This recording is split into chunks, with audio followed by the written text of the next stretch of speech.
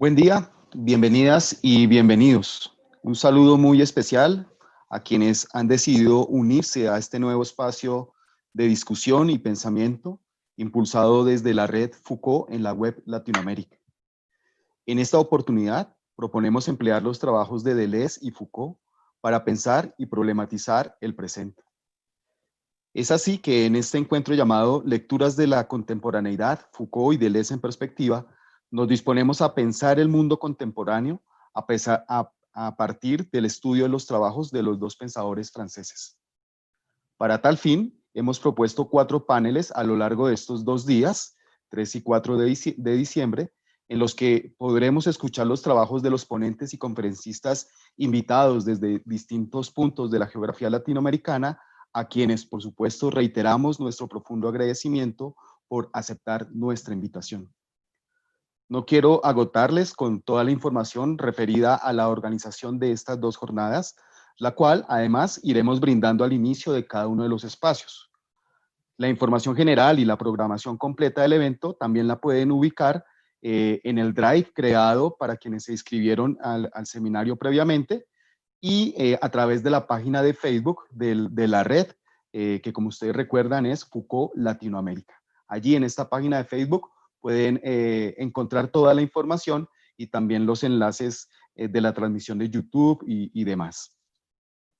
Antes de pasar a la presentación de nuestro primer panel, no puedo dejar de agradecer a la Universidad Austral de Chile, quienes en esta oportunidad nos brindan todo su apoyo técnico y logístico para la realización de estas actividades.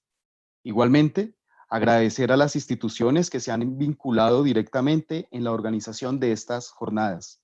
El Instituto de Filosofía Ezequiel de Olazo, del CIF CONICET de Buenos Aires, la Universidad Pedagógica y Tecnológica de Colombia, UPTC, la Uniminuto de Colombia, la Universidad Nacional Autónoma de México, UNAM, y desde luego, la Universidad Austral de Chile. Finalmente, agradecemos de manera especial a quienes, una vez más, nos acompañan a través de las distintas plataformas y canales de divulgación de la red. Recuerden que tanto en la página de Facebook como en el canal de YouTube de la red Foucault Latinoamérica podrán encontrar toda la información del evento y algún material adicional que hemos venido construyendo y compartiendo a través de estos canales. Sin más, les propongo que pasemos a nuestro primer panel. Cada panelista contará con 20 minutos para su intervención. La sugerencia es que adelantemos las 3 presentaciones y luego de ellas abramos el debate a partir de las preguntas y comentarios de los asistentes. Quienes se han inscrito previamente al seminario podrán formular sus preguntas de manera abierta a través de la plataforma de Zoom, para la cual les pediremos el favor que cuando vayan a formular su pregunta habiliten su cámara y habiliten su micrófono y sobre todo que por cuestión de tiempo no excedamos el minuto, los 2 minutos en la formulación clara y precisa de los comentarios y preguntas para que nuestros panelistas invitados puedan responder. Bueno, mi nombre es Óscar Espinel, de Uniminuto Colombia, y que tengamos un feliz y exitoso evento. Paso a presentar a nuestros conferencistas de este primer panel. Panel titulado Perspectivas acerca de la sexualidad. Nuestro primer panelista, Edgardo Castro, su ponencia titulada Biopolítica y Sexualidad. Edgardo Castro es doctor en filosofía por la Universidad de Friburgo, investigador principal del CONICET, presidente del Centro de Investigaciones Filosóficas de Buenos Aires y profesor titular ordinario de Historia de la Filosofía Contemporánea en la UNSAM. Sus publicaciones se ocupan de la filosofía contemporánea, particularmente la francesa e italiana. Es uno de los principales traductores de la obra de Giorgio Agamben al español y entre sus libros cabe destacar Pensar a Foucault de 1995, Giorgio Agamben, una arqueología de la potencia del 2008, Lecturas Foucaultianas, una historia conceptual de la biopolítica, publicado en 2011, y La introducción a Foucault de 2014, así como el Diccionario de Foucault del 2018, entre las múltiples publicaciones que el profesor Edgardo Castro ha venido desarrollando en los últimos años. Nuestra segunda panelista, la profesora Marcela Zangaro, con su ponencia Sexualidad y Género. La profesora Zangaro es profesora normal y especial en filosofía de la UBA, doctora mención en ciencias sociales de la UNQ, docente en grado y posgrado, investigadora formadora de la UNGS y en la maestría de recursos humanos de la Universidad de San Andrés. Es profesora invitada en la École Normale Supérieure de Cachan, en Francia, y en la Universidad Autónoma de México. Coorganiza el grupo de estudios sobre sociología del management en GESOM por sus siglas. Y tenemos también la fortuna de tener en este panel a la profesora Senda Esferco, con su ponencia Michel Foucault y el deseo. La profesora Esferco es antropóloga de la Universidad Nacional del Rosario, Argentina, es magíster en estudios culturales y artísticos de la Escuela de Artes de Indonesia y doctora en filosofía de la Universidad de París 8 de Francia y de la Universidad Nacional de Quilmes, Argentina. Es investigadora del CONICET, Instituto de Investigaciones Gino Germani de la Facultad de Ciencias Sociales de la Universidad de Buenos Aires y profesora de la Universidad Nacional del Litoral. Estudiosa del campo del pensamiento francés filosófico y político contemporáneo, se ha especializado en el pensamiento de Michel Foucault para indagar desde claves histórico-críticas la producción de subjetividad y de acción política en nuestra actualidad. Es autora de numerosos artículos académicos, obras colectivas y del libro Foucault y Cairós, Los tiempos discontinuos de la acción política, publicado en el 2015. Bueno, una breve presentación de nuestros panelistas, a quienes una vez más agradecemos la invitación y agradecemos la oportunidad que nos dan de poder escuchar sus investigaciones en este panel. Sin más, entonces, doy la palabra al profesor Edgardo Castro. Profesor Castro. Gracias, buenos días o buenas tardes a todos. Como señaló el profesor Espinel, el título de mi intervención es Biopolítica y Sexualidad.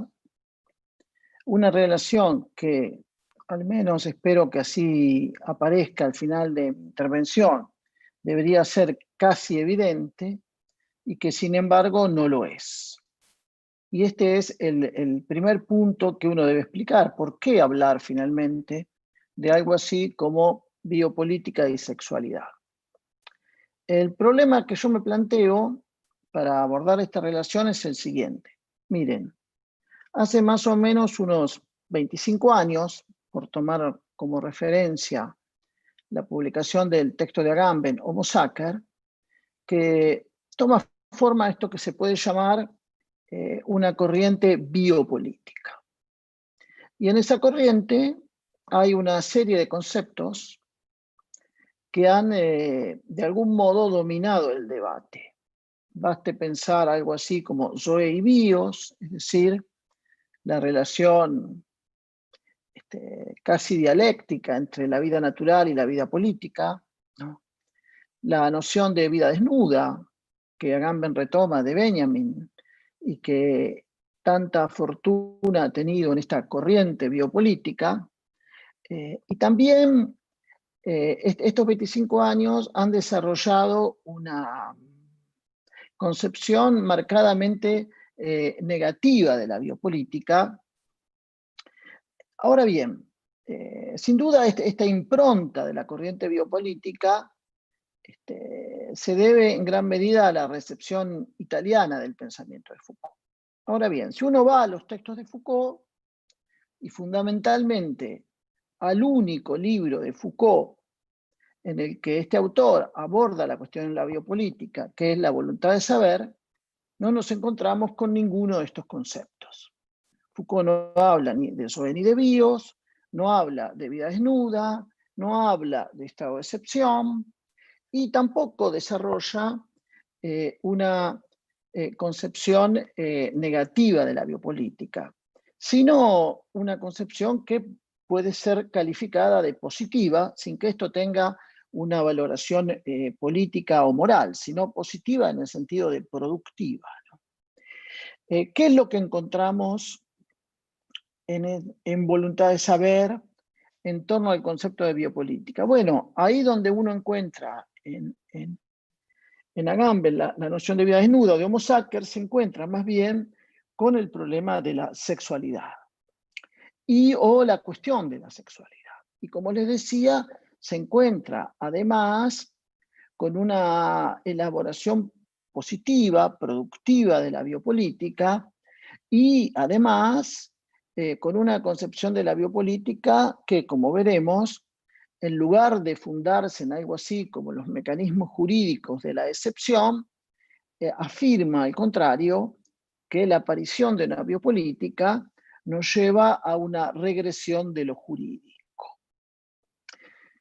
¿Cómo se produce esto? O sea, ¿por qué determinados conceptos han dominado y determinados conceptos finalmente han quedado en un segundo plano? Bueno, en parte la respuesta ya la di, es en razón de la recepción, de la suerte y de la fortuna, de la recepción italiana del pensamiento de Foucault. Pero lo que yo les propongo es deshacer este camino. Y en lugar de centrar nuestro análisis de la biopolítica en relación con estas nociones como bios, oe, vida desnuda, excepción, etcétera, etcétera, etcétera, abordar la biopolítica tal como aparece en el texto Foucaultiano en relación con el problema de la sexualidad o con la cuestión de la sexualidad, donde me parece aflora una biopolítica bastante diferente en sus planteos y en sus categorías de la que circula habitualmente, o sea, de algún modo estandarizado en esto que es la corriente de pensamiento biopolítica. ¿Por qué? Porque lo que nos encontramos en Voluntad de Saber es el entrelazamiento entre una analítica del poder y una analítica de la sexualidad. A mí lo que me interesa mostrarles es cómo en el pensamiento de Foucault ha tenido lugar este entrelazamiento y además cuáles son las relaciones finalmente entre la analítica del poder y la analítica de la sexualidad. Digo algo sobre este concepto de analítica, en el que no me voy a detener ahora. O sea, si uno busca autores italianos, pienso fundamentalmente en Agamben, uno se encuentra con la pregunta acerca de qué es el poder. Y con una respuesta, retomando una categoría que Agamben usa frecuentemente, de estatuto ontológico acerca del poder, en su respuesta acerca de qué es el poder. Pero la pregunta de Foucault, como sabemos, no es qué es el poder, sino cómo funciona. Y el término analítica lo tenemos que tomar precisamente en este sentido, como una pregunta acerca del cómo del poder. En una conferencia en Tokio, de hecho, Foucault utiliza para calificar su análisis del poder la expresión filosofía analítica del poder. Bueno, como prefieran ustedes, o filosofía analítica o analítica del poder. La expresión analítica del poder es la que aparece en Voluntad de Saber y la expresión filosofía analítica del poder es la que aparece en esa conferencia de Tokio. Lo más importante, sin embargo, es retener esto, la pregunta por el cómo y no la pregunta por el qué, entendiendo que la pregunta por el cómo está siempre atravesada por el nivel de lo histórico, del análisis histórico, de la perspectiva histórica y de la situacionalidad histórica. Dicho esto, veamos cómo se lleva a cabo en el pensamiento de Foucault este entrelazamiento entre una analítica del poder y una analítica de la sexualidad. ¿Cómo? Está siempre a través... Yo creo que uno tiene que remontar este proyecto a la época de la arqueología del saber. En la parte final de la arqueología del saber, Foucault se pregunta si son posibles otras arqueologías, es decir, unas arqueologías que no estén orientadas hacia la episteme, sino hacia otros acontecimientos, utilizando un concepto deleuziano, y ahí, entre las posibilidades que enumera una arqueología de la sexualidad, que estaría orientada no hacia la episteme, sino a la ética, y una arqueología de la revolución, que estaría orientada hacia la política.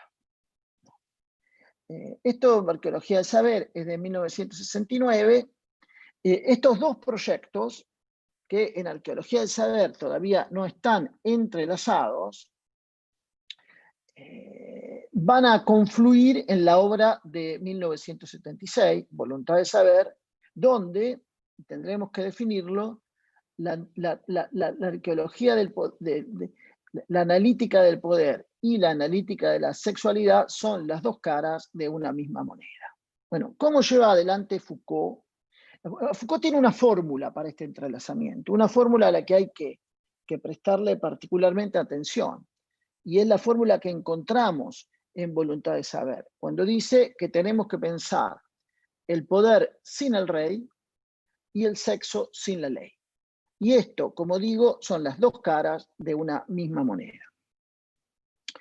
Si uno va al desarrollo del pensamiento Foucaultiano, la primera tarea que Foucault se propone es la de pensar el poder sin el rey. Y acá hay varios aspectos.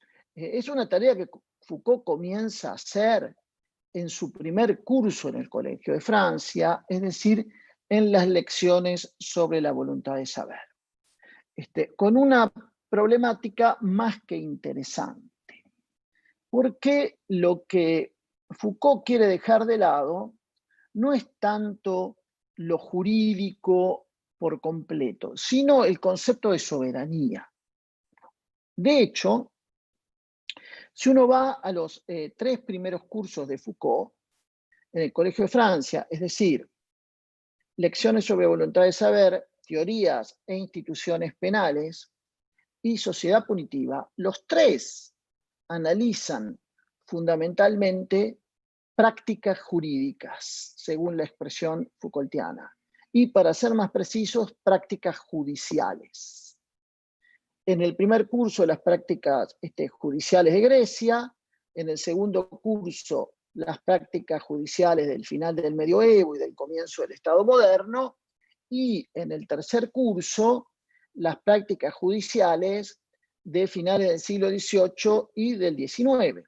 Porque a Foucault le interesa de qué manera en las prácticas jurídicas funcionan como matrices de las formas del decir verdadero.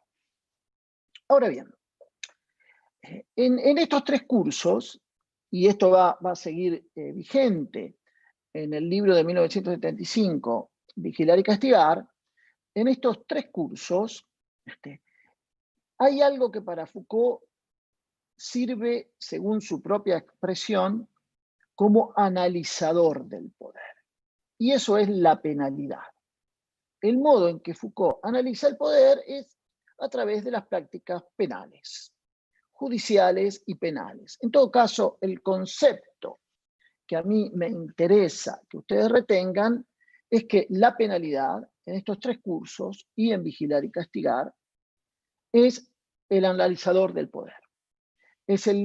Son los casos, porque no es un único caso, a través de los cuales Foucault muestra cómo el poder funciona. Y otro de los elementos que Foucault pone en estos análisis es que la penalidad no es el concepto básico, y esto hay que subrayarlo, sino que la penalidad es una forma de la guerra, o una forma de la guerra civil. La penalidad son unas prácticas institucionalizadas, obviamente, a través de las cuales toma forma la guerra civil. ¿Por qué insisto en esto? Porque ustedes van a encontrar en todos estos cursos una polémica con el pensamiento de Hobbes, con la cuestión de la soberanía, donde el punto de divergencia pasa por la noción de guerra. De hecho, toda la elección del 10 de enero de 1973 de la sociedad punitiva está dedicada a distinguir entre la guerra civil y la guerra de todos contra todos, que es el concepto clave de la reflexión de Hobbes. ¿Por qué? Porque la guerra de todos contra todos es guerra de individuos contra individuos. La guerra civil, en cambio, no, es guerra de grupos contra grupos. Para Hobbes, la guerra de todos contra todos disuelve la sociedad. Para Foucault, en cambio, la guerra civil es la que constituye lo colectivo. La sociedad se constituye a través de esa oposición, guerra, luchas de determinados sectores con otros sectores. Un análisis que Foucault después extenderá ampliamente en defender la sociedad. Pero, ven, esto es lo que a mí me interesa. Por un lado, la penalidad como analizador del poder, y por otro lado, la guerra civil como opuesta a la guerra de todos contra todos, como constitutiva de lo social y de lo político, que son las estrategias a través de las cuales Foucault busca pensar el poder en términos no jurídicos, o según la expresión de voluntad de saber, pensar el poder sin el rey. Por un lado la penalidad, por otro lado la noción de guerra, y por otro lado la importancia del cuerpo. Ustedes recuerdan la formulación Foucaultiana, los cambios en la penalidad no se deben a cambios ideológicos fundamentalmente, ni a sensibilidades humanitarias, sino a una diferente economía del cuerpo. Al final de ese proceso, Foucault dice que deberíamos construir una física del poder, que tendría tres partes, ¿no? Una óptica sobre la vigilancia generalizada, una mecánica sobre la localización de los cuerpos y una fisiología sobre la relación de los cuerpos con la norma. En todo este proceso, el concepto de soberanía, que es a través del cual se codifica en términos jurídicos la cuestión del poder, es reemplazado por el concepto de dominación. Y además, los términos operativos de los que Foucault se sirven esta analítica del poder, que por ahora está en vías de formulación, son esos conceptos de táctica y estrategia que en este estadio de sus trabajos remiten a una matriz bélica, a esa guerra civil, a las luchas, a la confrontación, etcétera, etcétera, etcétera. Ahora bien, esta es una parte de esa analítica del poder.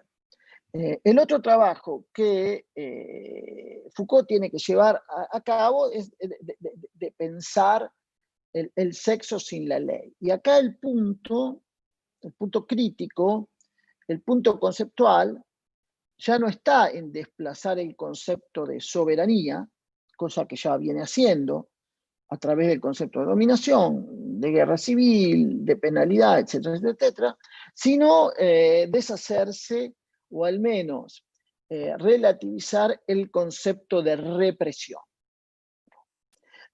O de lo que Foucault denomina en la terminología de voluntad de saber, el ciclo de la prohibición, la lógica de la censura y la unidad del dispositivo.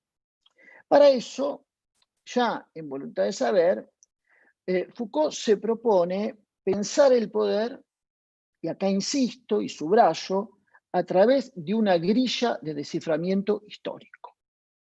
Bien, la pregunta por el cómo, el carácter histórico de las categorías analíticas del poder, la necesidad de pensar el poder no en términos ontológicos, no preguntándose qué es, sino a través de una grilla de desciframiento histórico.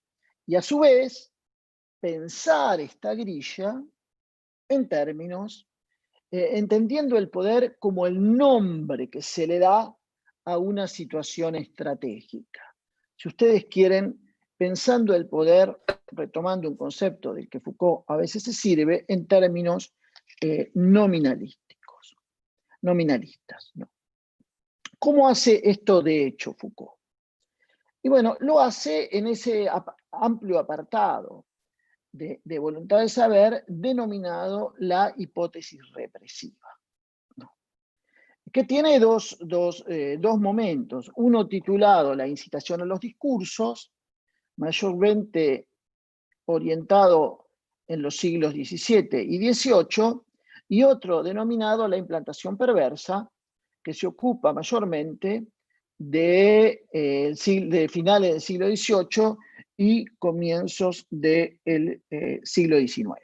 Y el desarrollo del siglo XIX.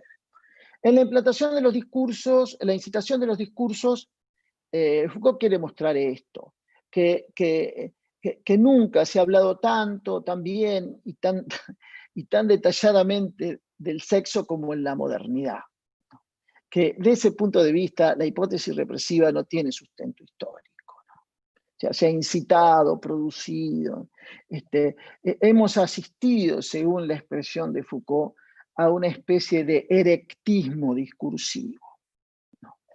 Y en la implantación perversa, como ustedes saben, Foucault concluye en estos 4 elementos que se implantan en el siglo XIX: la histerización del cuerpo de la mujer, la pedagogización de la sexualidad infantil, la socialización de las conductas reproductivas y la psiquiatrización de las perversiones.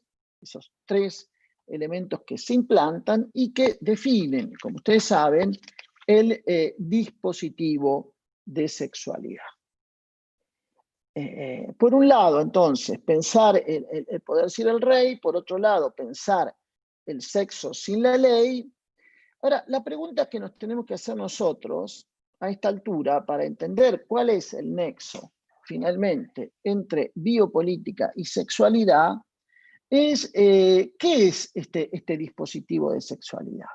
¿Es simplemente un dispositivo más que se agrega al dispositivo asilar que había descrito en el poder psiquiátrico, o al dispositivo de la cárcel que había descrito en Vigilar y Castigar, o cambia el panorama de la analítica del poder? ¿Es un caso más o es un caso diferente? ¿O lo lleva a reformular la analítica del poder? Mi propuesta es que lo lleva a reformular la analítica del poder, que no es un dispositivo más, por varias razones, ¿no?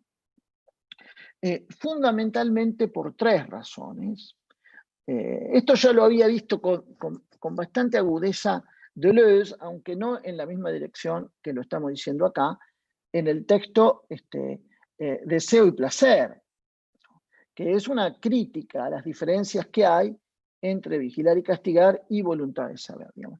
Al menos 3 puntos me interesan de lo que el dispositivo de sexualidad introduce en relación con la analítica de la sexualidad introduce en relación con la analítica del poder.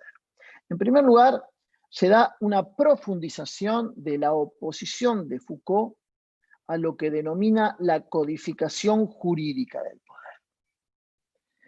¿Profundización en qué sentido? En el sentido de que Foucault sostiene acá que con el surgimiento del biopoder asistimos a una época de regresión de lo jurídico. Ya no se trata solo de un cambio en la concepción, de dejar de lado la conceptualización jurídica del poder, sino que el poder, el biopoder, nos lleva a una etapa de regresión de lo jurídico. O sea, una profundización en la separación de la relación entre poder y derecho. Acá Foucault toca un núcleo de la modernidad, de cierta concepción de la modernidad, que es la que ha dominado la filosofía política de Hobbes en adelante. Acá para Foucault no se trata de una profundización de lo jurídico, sino de una regresión de lo jurídico. Y esto merecería bastantes comentarios. El segundo elemento que introduce el dispositivo de sexualidad es en relación con el cuerpo, porque lleva a un desplazamiento del cuerpo individual al cuerpo de la población, o si ustedes quieren, de las disciplinas a la biopolítica, y a su vez, en relación con esto, a la necesidad de pensar esta articulación de las disciplinas y la biopolítica con el concepto de biopoder. Este desplazamiento del cuerpo individual al cuerpo de la población implica también, y esto me gustaría subrayarlo, un desplazamiento de la noción de cuerpo a la noción de vida. Es la vida lo que está en cuestión ahora. La natalidad, la mortalidad, el manejo de las enfermedades. No se trata simplemente del cuerpo, y ni siquiera solo del cuerpo viviente, sino de la vida, ¿no? La sexualidad, es la formulación de Foucault, es la que le permite al poder hacerse cargo de la vida. Y esto habría que subrayarlo, hacerse cargo de la vida. Y hay un tercer desplazamiento interesante, que es en la relación entre el poder y la verdad, por la función que ocupan los discursos de la sexualidad, y en particular esta práctica discursiva, que es la práctica discursiva a la que Foucault le ha dedicado mayor atención en todos sus escritos, que es la confesión. Bueno, creo que ya estoy como en los 20 minutos, así que no me voy a extender mucho más. Ven, la biopolítica Foucaultiana está pensada tomando como caso ejemplar la sexualidad. Y no hay que olvidarse que al final de Voluntad de Saber, Foucault distingue entre sexualidad y sexo, ¿no? La sexualidad es la que nos hace, la sexualidad es el elemento histórico conformado por esos 4 elementos de la implantación perversa, que mencioné antes. El sexo, en cambio, es el punto ideal hacia el que todos esos 4 elementos confluyen. Pero, sobre todo, lo que ha producido el dispositivo de sexualidad es el hacernos desear el sexo y desear su liberación. O sea, ¿cuál es, en definitiva, el concepto que articula biopolítica y sexualidad? Es del hombre del deseo, ¿no? Leo brevemente, dice: constituir el sexo como deseable, dice, para confiarle en nuestra verdad y establecer el pacto faustiano de intercambiar toda nuestra vida por el sexo, por la verdad y la soberanía del sexo. Eso es lo que hace el poder, o según otra fórmula Foucaultiana, el sexo es lo que no nos deja ver lo que hace el poder del poder, ¿no? Pero instaura como concepto central el hombre de deseo. Todo el proyecto de la historia de la sexualidad en Foucault va a seguir, por ello, la idea de una genealogía evidentemente histórica del hombre de deseo. En fin, concluyo acá. Creo que aparece con cierta claridad la necesidad de repensar la biopolítica Foucaultiana en relación con la sexualidad y lo que de ello se sigue, es decir, la dimensión histórica de la categoría y la dimensión crítica de la categoría como formas, como modo de instaurar la relación gubernamentalidad-deseo. Pero bueno, en fin, dejo acá porque van a retomar después estos temas. Gracias. Buenísimo, está buenísimo eso. Profesor Edgardo Castro, muchísimas gracias. Un profundo agradecimiento por este espacio, por esta exposición que nos ha realizado, y seguramente en el momento de las preguntas podremos ahondar en algunos de esos elementos tan potentes que nos muestra en su presentación. Bueno, debo decir que por algunas fallas técnicas con el YouTube Live que se salen de nuestras manos, pues no ha sido posible la transmisión a través del canal, pero desde la Universidad de Chile nos han permitido hacer la transmisión a través del Facebook Live. Entonces, por allí también pueden seguir las conferencias. Esperemos que en el transcurso del día pueda solucionarse, o bueno, que en YouTube solucionen el asunto y podamos continuar con las transmisiones también allí por el canal de YouTube, ¿vale?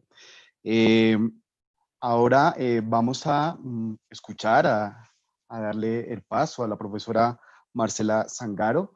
Y antes de darle el paso a la profesora Marcela, les invitamos a ir preparando sus preguntas. Saben que después de la intervención de la profesora Senda abriremos el debate, entonces invitarlas a que vayamos preparando las preguntas para esa conversación. Profesora Marcela, muchas gracias. La palabra es suya.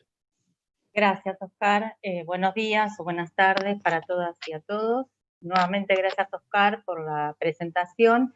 Y quiero agradecer también a las y los organizadores de este encuentro por todo el trabajo que se han tomado.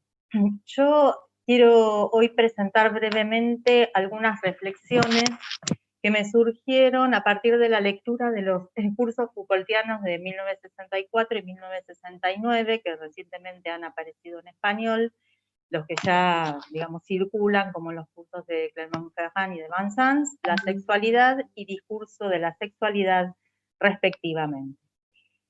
A mí me interesa sentar o sustentar esta lectura sobre dos ejes. El primero, el de la consideración de que el interés de Foucault, tal como él mismo lo expresa ya en la década de los 80 del siglo pasado, ha sido crear una historia de los diferentes modos a través de los cuales en nuestra cultura los seres humanos se han o nos hemos convertido en sujetos. Como sabemos, sus trabajos muestran el conjunto de prácticas discursivas y no discursivas que se encuentran en la base de dicha conversión a partir de un juego de objetivación y subjetivación que se despliega en los ya conocidos tres modos de objetivación. El propuesto por los modos de objetivación que buscan acceder a la categoría de ciencia, el que se logra por medio de las prácticas divisorias o ascendentes, y finalmente el que remite a la objetivación del sujeto que se logra por medio de las prácticas que éste ejerce sobre sí mismo y que condicen con su conversión efectivamente en sujeto. El segundo eje sobre el que quiero hacer pie es el de las críticas que esta propuesta Foucaultiana ha recibido desde ciertas lecturas generadas en el campo de los feminismos. En este sentido, a pesar de que Foucault plantea su propuesta en clave crítica a las filosofías del sujeto, se afirma justamente que su mirada crítica tiene un límite. Y haciendo un breve resumen o raconto de esas razones, que dan cuenta de la limitación de la crítica Foucaultiana, están que, en definitiva, Foucault escribe la historia desde el punto de vista de un sujeto universal, asexual y abstracto, que no tendría en cuenta que existe una experiencia diferente, sobre todo en lo que hace a lo corporal, entre lo masculino y lo femenino, y que también hay diferencias entre las experiencias que varones y mujeres tienen con las instituciones características de la vida moderna, y que la propuesta de Foucault no daría cuenta tampoco de que el paradigma de dominio de sí que propone ya no es ni siquiera asexuado o abstracto, sino netamente viril. En definitiva, ya sea que las lecturas feministas se remonten al Foucault que analiza los regímenes de veridicción o al que se enfocan los dispositivos de poder tanto de corte individual como la disciplina o de corte global como la biopolítica, los reclamos coinciden en una apreciación general de que su proyecto intelectual condena a las mujeres al olvido, ¿no? Como dice una de sus lectoras.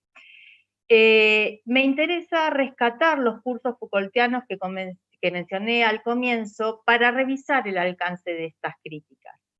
Considero, a partir de lo que pude indagar, que estos textos presentan elementos que permiten comprender que para Foucault mismo, las prácticas sociohistóricas de conformación de la subjetividad no son válidas o podrían entenderse como no válidas para cualquier tipo de sujeto. Y que en ese sentido pueden pensarse prácticas de subjetivación diferenciales para mujeres y varones. A partir de esto, mi pretensión sería hipotetizar que Foucault no concibe la historia desde el punto de vista de un sujeto universal y asexuado, aunque sí efectivamente así la escribe.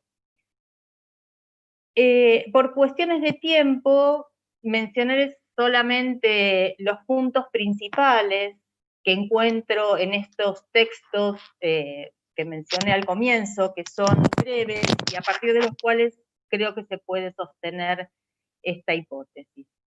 En primer lugar, diré que ambos cursos pueden incluirse en el conjunto de las obras que dan cuenta de los modos de objetivación que convierten al sujeto en objeto de conocimiento e incluyen sustanciales consideraciones acerca, sobre todo, de las condiciones históricas de formación de los discursos que cada uno de ellos toma por objeto. Son esas condiciones históricas las que aportan piezas interesantes para reconstruir la perspectiva que, por lo menos en la década de los 60, Foucault podría haber tenido, o tendría, con respecto a la mujer. El curso de Clermont-Ferrand está destinado a comprender cómo la cultura occidental cristiana, la que él llama nuestra cultura, ¿no?, la misma que constituye el contexto de los modos a través de los cuales se da la construcción del sujeto, estos modos que tanto le preocupan.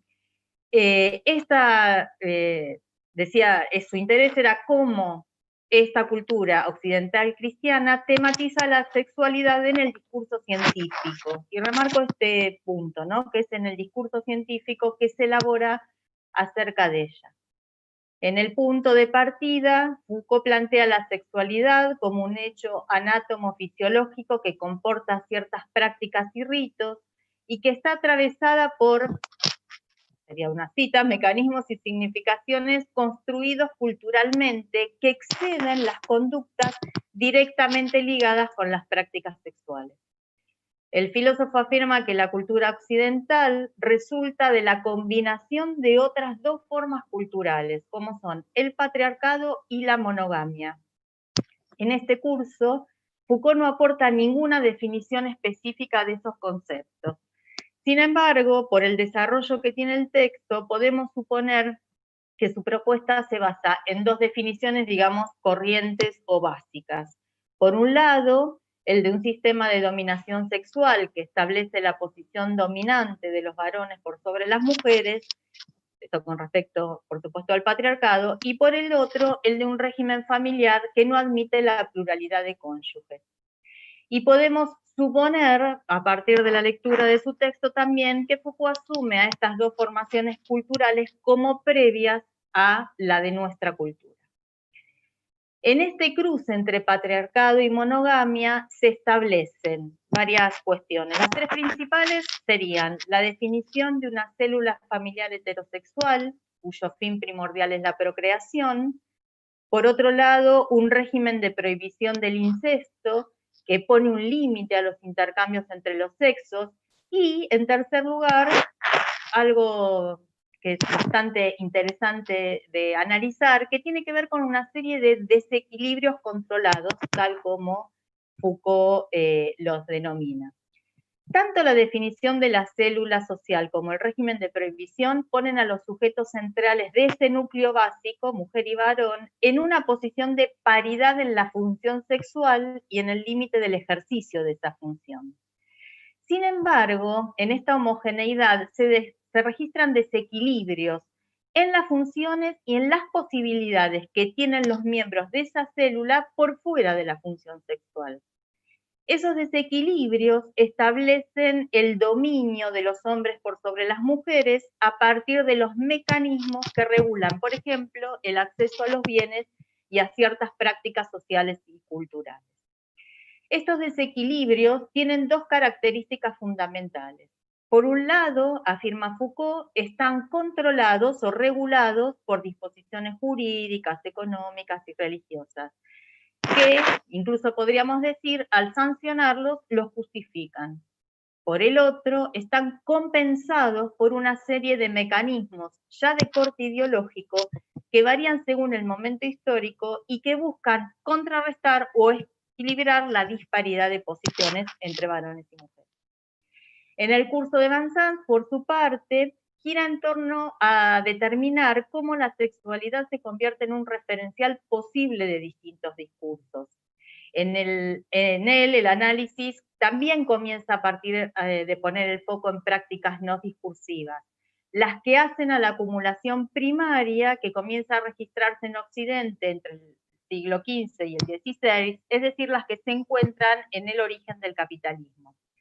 Foucault expone que en este lapso se produce una combinación entre expansión económica, debido al incremento del capital mercantil y de los desarrollos técnicos, y contracción poblacional por pestes y guerras.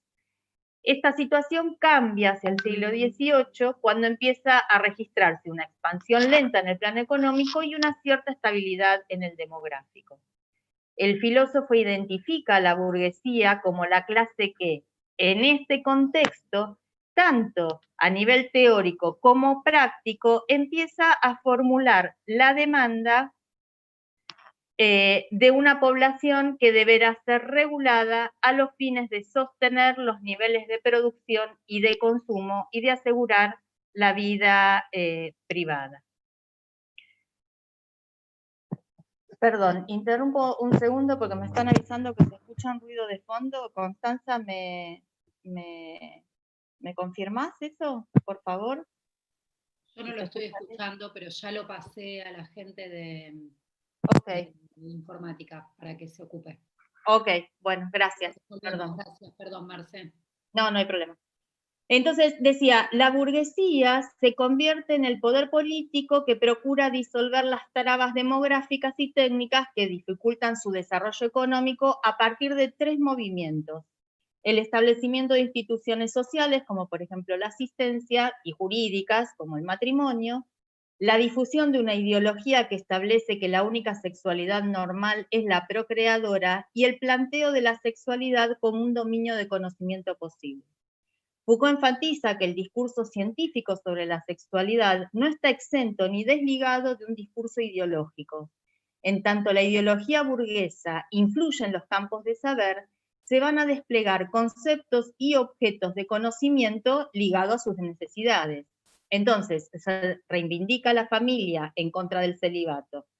La primera, la familia, sellada por un contrato, obviamente se centra en la procreación, otra vez, como en el curso anterior, como su realidad natural.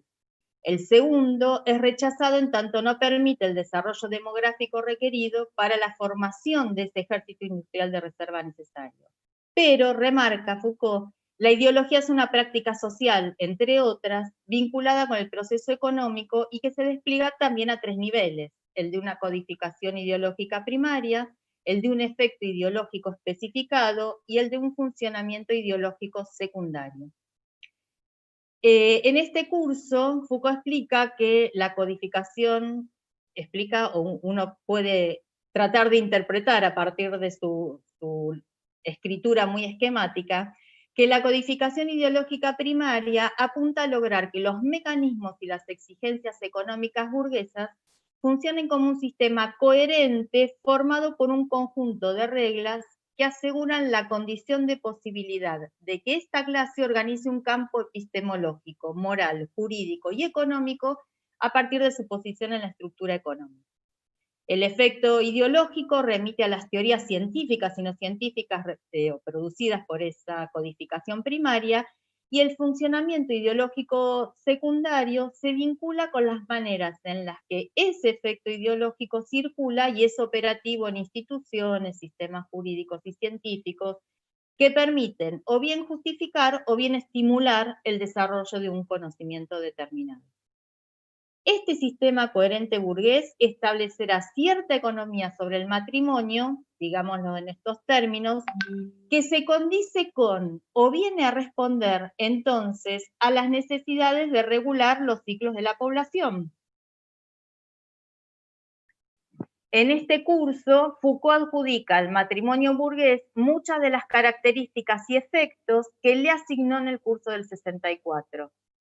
Retoma la idea de que a partir del siglo XVIII el contrato matrimonial afirma a la familia como núcleo esencial e institución primigenia, y a la sexualidad natural como monogámica y procreadora. y remarca: una de las condiciones de posibilidad de este matrimonio estriba en, y cito, mantener a las mujeres en un estadio de inferioridad, y de incapacidad jurídica.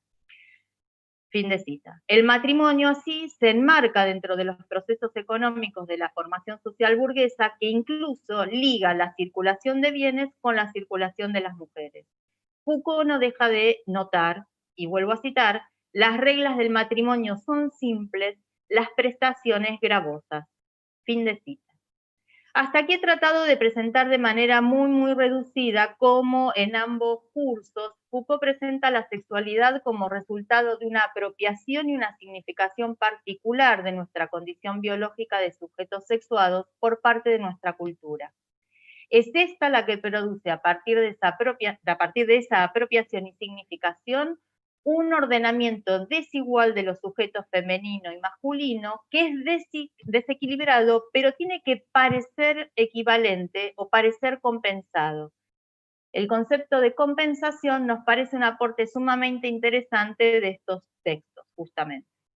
En primer lugar, porque permite afianzar la idea de que la desigualdad entre varones y mujeres es construida como una propiedad estructural de nuestra cultura que, recordemos, resulta de la apropiación de otra forma cultural previa, como es el patriarcado, ¿no? La desigualdad no es un resultado aleatorio, una condición casual, y ni siquiera, por supuesto, un resultado de las condiciones propias de los sujetos que la integran. Dado que el patriarcado es un sistema construido de poder de los varones sobre las mujeres, tiene que basarse en la imposición de desequilibrios y desigualdades. En segundo lugar, el concepto de compensación permitiría mostrar cómo no se trata de restablecer condiciones de igualdad real entre varones y mujeres, sino de hacer como si estas posiciones diferenciales de poder no existieran. Definen y sancionan un lugar propio para cada sujeto sobre la base de una diferencia biológica que, como ya mencionamos, existe como dato empírico. En definitiva, Foucault asienta la arqueología de los discursos sobre la sexualidad que aborda en estos cursos en la caracterización de las prácticas sociales capitalistas occidentales que permiten su formación.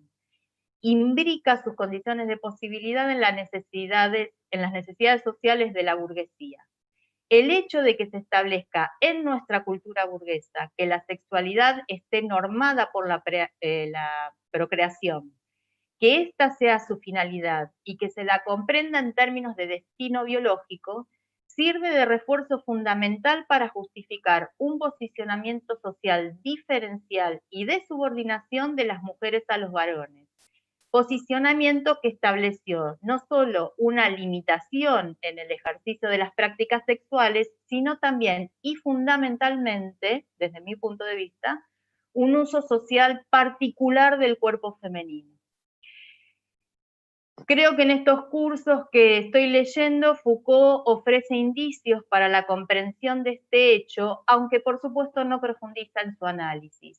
En este sentido, la indagación Foucaultiana da lugar a la consideración de coordenadas particulares para la construcción de una subjetividad femenina y masculina que plantean lugares, roles, posiciones y experiencias que no podrían sino resultar en modos de subjetivación también diferenciales. La sexualidad y el discurso de la sexualidad, entonces, son cursos que tratan de los discursos. El análisis de esos discursos refleja efectivamente las condiciones estructurales desiguales y universalizantes de lo masculino.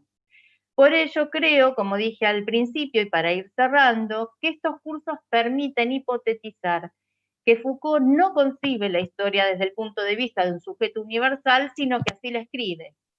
Cierto es, cabe aclarar, que el interés intelectual por las diferencias entre varones y mujeres que ve y describe en estos cursos parece desvanecerse y no avanza en el planteo de la necesidad de analizar modos de subjetivación diferenciales. Incluso también es cierto que su trabajo no denuncia la desigualdad de manera militante, por lo menos en su corpus teórico.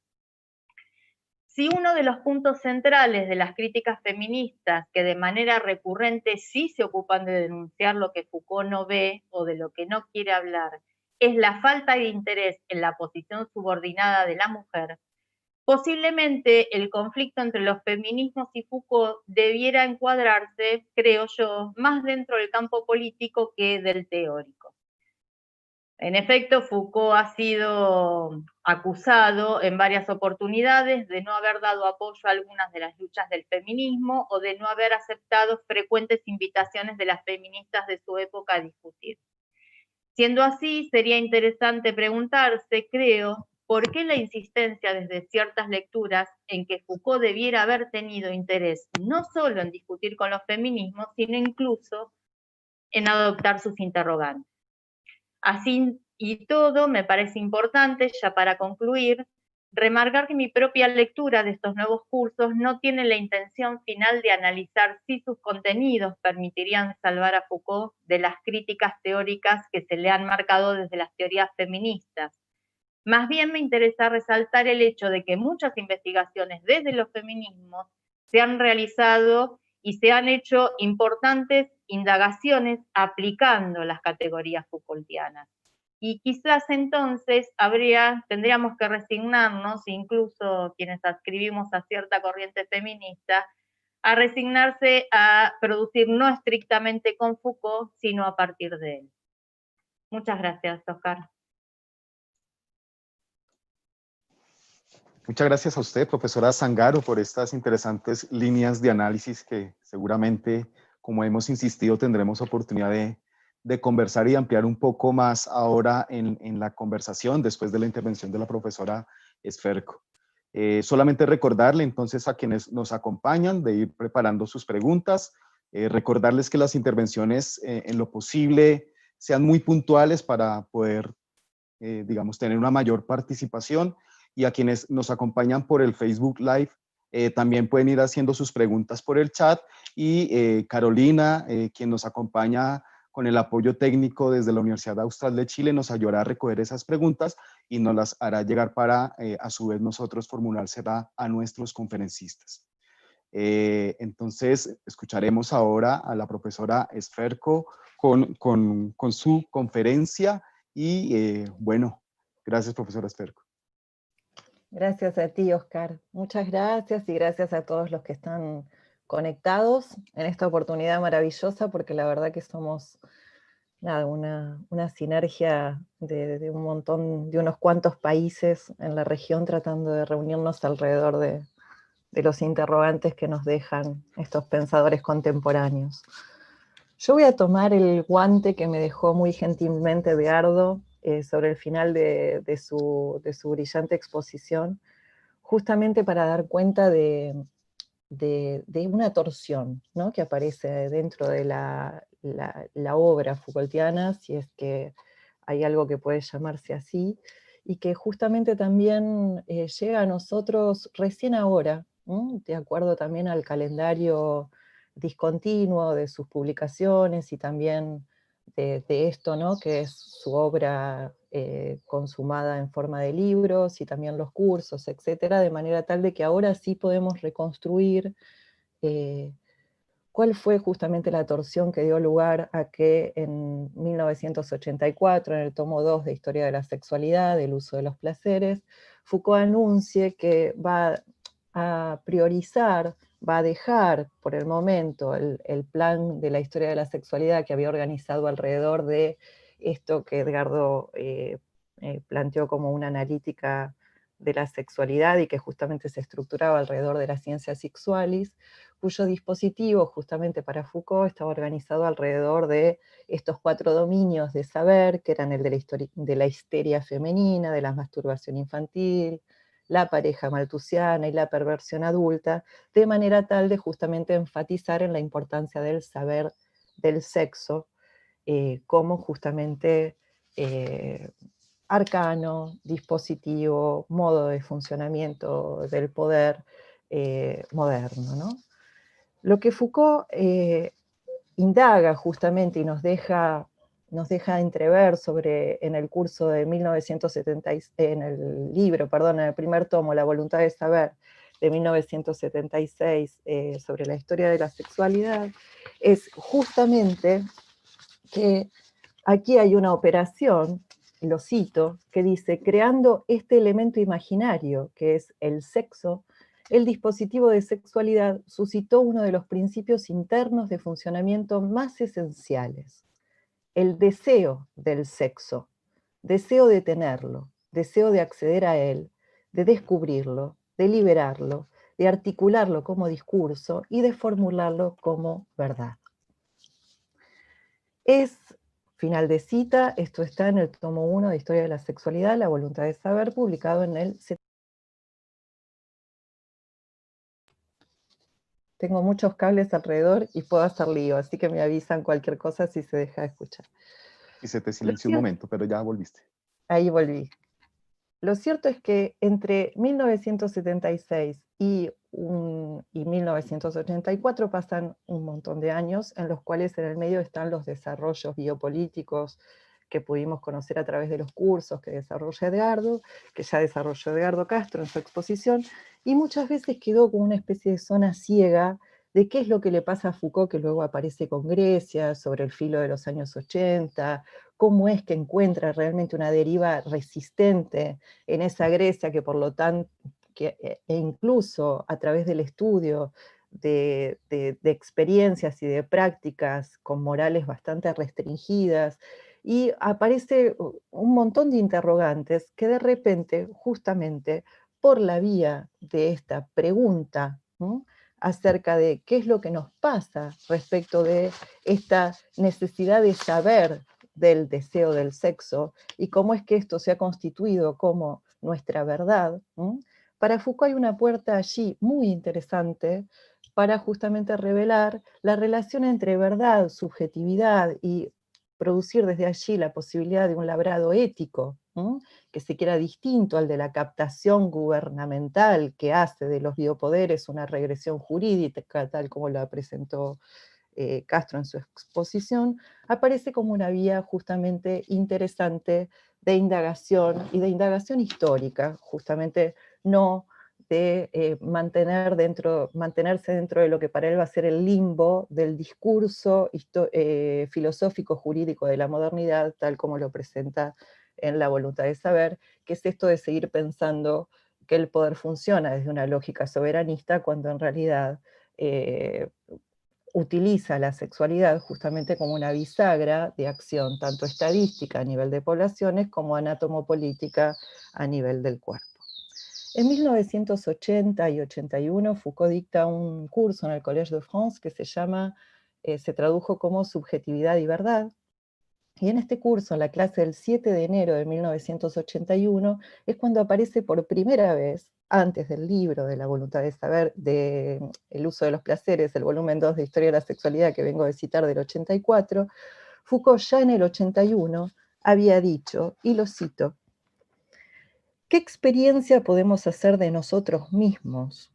¿Qué tipo de subjetividad está ligada al hecho de que siempre estamos frente a la posibilidad y al derecho de decir sí, es cierto, yo deseo? Se trata, en suma, dice Foucault, de estudiar de qué manera el sujeto fue llamado a manifestarse y a reconocerse a sí mismo en su propio discurso como siendo en verdad un sujeto de deseo. Final de cita.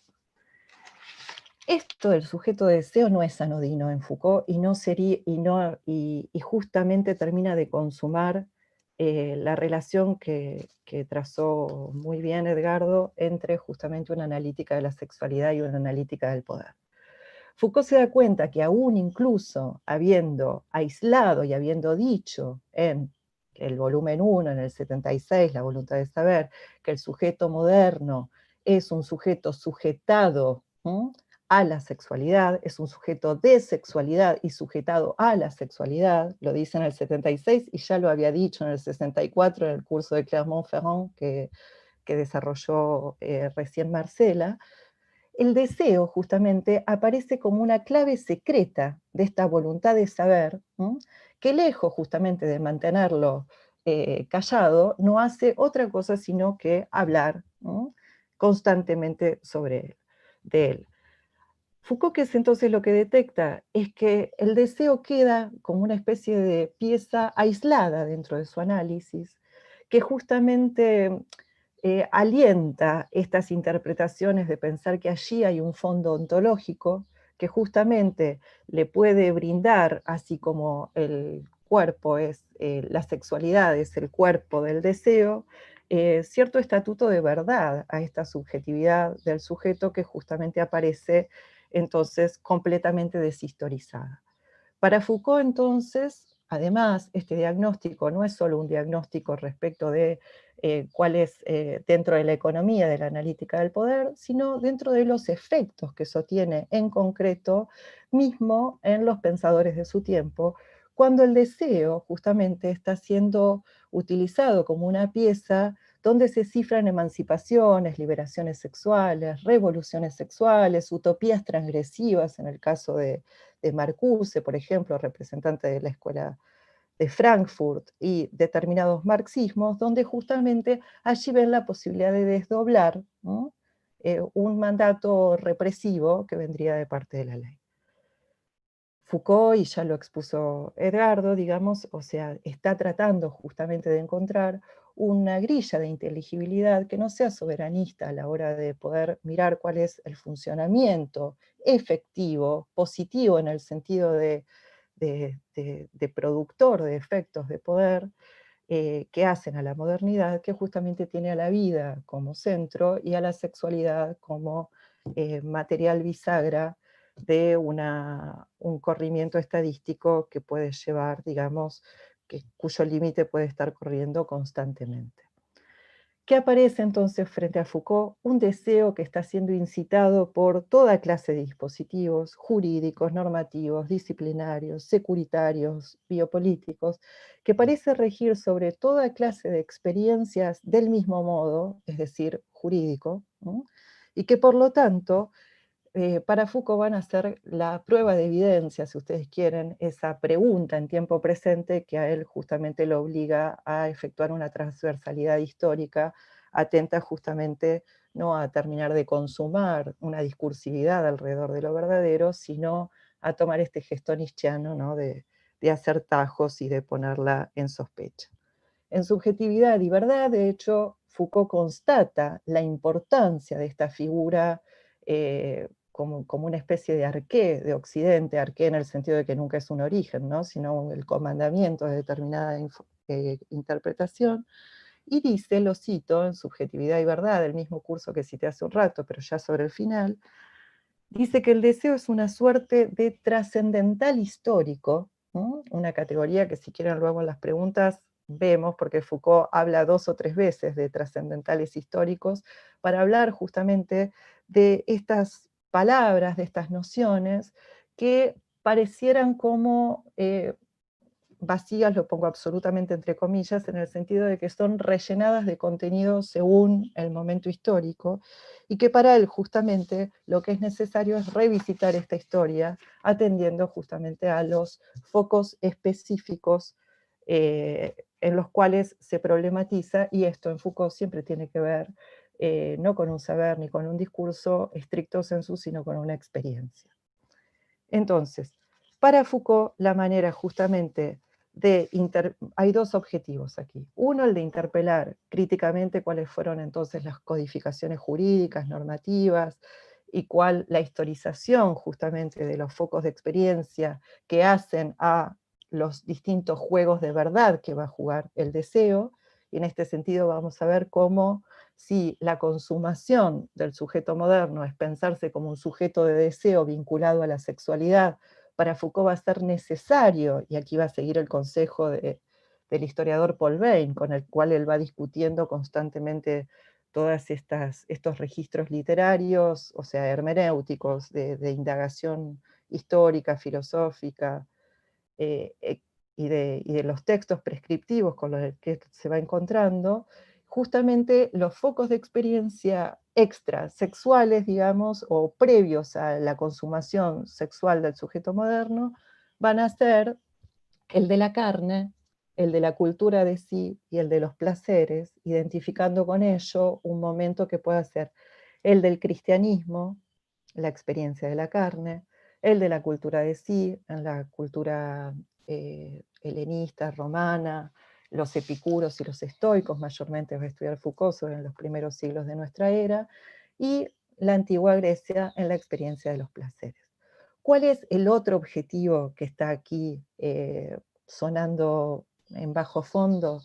El hecho de poner a prueba justamente la hipótesis de que de repente los placeres, ¿no?, la dinámica, mejor, ya vamos a ver, relacional habilitada por la safrodicia, esta palabra intraducible, según Foucault, que reúne justamente en una vincularidad tanto actos, placeres y deseos desde una dinámica activa del uso y no desde una dinámica justamente de la sujeción y el padecimiento, poner a prueba justamente sus propias hipótesis respecto del poder, ¿m?, como una situación estratégica dada, pero también justamente como una fuerza que circula solo en relación, ¿m?, y que en esa misma relación aparece justamente a la vez que este biopoder que capta, también una posibilidad resistente de desdoblar, ¿m?, según esto que lo va a llamar la polivalencia táctica, ¿no?, habilitada por los mismos dispositivos. Es decir, si ustedes quieren en español,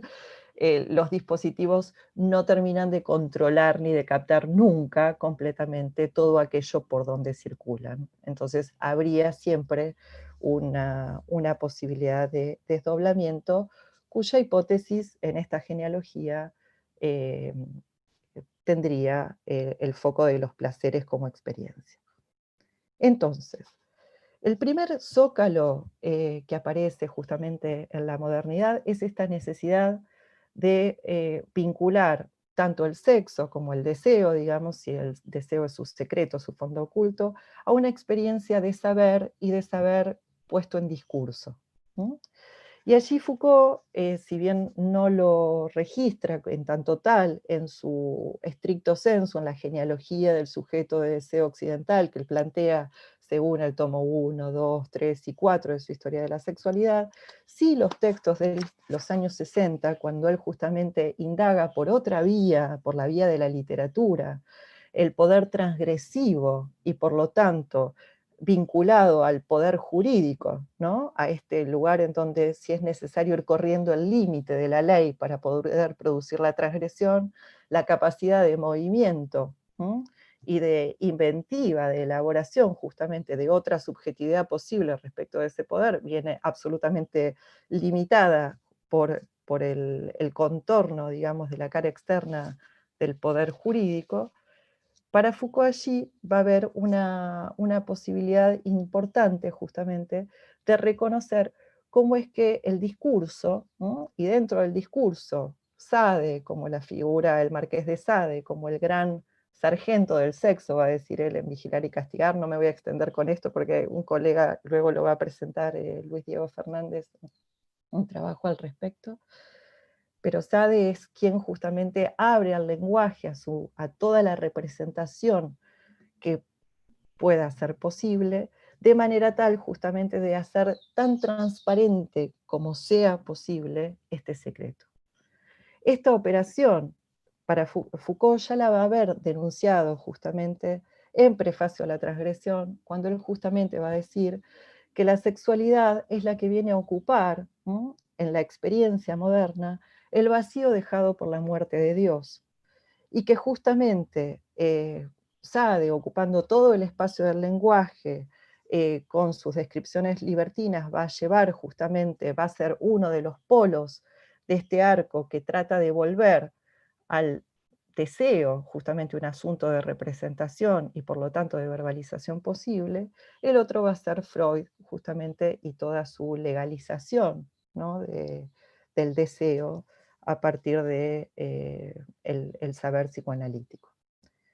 Lo que Foucault entonces está diciendo está denunciando no solo esta ligación justamente jurídica entre lenguaje, sexo, deseo como el secreto de este lenguaje, de este secreto que tiene que ser representado en lenguaje como una estrategia de la modernidad, sino aparece como un zócalo, un umbral anterior bastante obvio. Esta exigencia de verbalización vincularía la experiencia justamente moderna de decir cuál es el propio deseo, a y sobre todo en la escena psicoanalítica, y lo digo así nomás, digamos, simplificándolo, luego si quieren en las preguntas lo desarrollamos, pensando en esta instancia entre quien escucha sin ver a su paciente que está recostado en el diván, con la relación justamente confesional del cristianismo, imponiendo justamente la confesión, ¿no?, de aquellos deseos ocultos, de aquellas intenciones, ¿no?, que justamente vendrían a atentar a la voluntad. De hecho, Foucault se da cuenta de ello, ya lo anuncia en el 77, y luego lo que hace Foucault también es escribir el cuarto de los tomos, la confesión de la carne, antes que los otros. Queda de hecho depositado este manuscrito en Gallimard en el 81, y por consejo de Paul Bain, que justamente Paul Bain le dice, ojo, porque es interesante revisitar históricamente en una genealogía un poco mayor otras experiencias que no sean las estrictamente estas, ¿no?, modernas en el sentido de jurídicas, lingüísticas, sexuales, que hagan al deseo, sino indagar más allá de la experiencia de la carne, la de la cultura de sí y la de las afrodisias. Entonces, como creo que tengo poco tiempo, voy a hacer esquemática, pero empezando entonces desde de atrás para adelante y de su hipótesis justamente de encontrar por la vía de los placeres una eventual experiencia resistente a la captación gubernamental del deseo, me sale decirlo así, tal como Edgardo también planteó, confirmo, digamos, la hipótesis planteada por Edgardo o adscribo. En el uso de los placeres, donde Foucault justamente se aboca a indagar la dinámica de las afrodisias en la antigua Grecia, la indagación de Foucault lo que va a mostrar es que el deseo no está vinculado stricto sensu a la sexualidad, y que tampoco aparece una pieza legal, ¿no?, ni tampoco que se proponga producir una captación subjetiva total por parte del sujeto, sino que el deseo, esta palabra que en griego se dice epitimia, está vinculado justamente a un arco, ¿no?, de otras prácticas que él lo enuncia como las de las afrodisias, que son las de actos y placeres, va a decir Foucault, y que tienen justamente como característica, tal como en todo el mundo griego, digamos, es así, solicitar una actitud activa por parte del sujeto y no solamente justamente una recepción pasiva. No es un estado de dominación, sino es un mundo frente al cual el sujeto puede básicamente vincularse. Este mundo, tal como en los ideales, digamos, de la cultura griega, lo que solicita es la producción de una ascesis prudente por parte del individuo, si me lo permiten, por parte del sujeto, digamos, atento justamente a ir evaluando cuál es el equilibrio en el cual él, o cuáles son los equilibrios, no hay uno solo porque no es jurídico, son contingentes, con los cuales él puede justamente ir haciendo una propia gestión de este mundo de las afrodisias que involucra los placeres sexuales, pero sobre todo instancias de gestión de la economía doméstica, de gestión de un uso dietético, de los placeres de la comida, de los placeres vinculados justamente a las artes, y de justamente todo este horizonte en donde el régimen tiene que ver también con los modos de poder llevar la propia salud.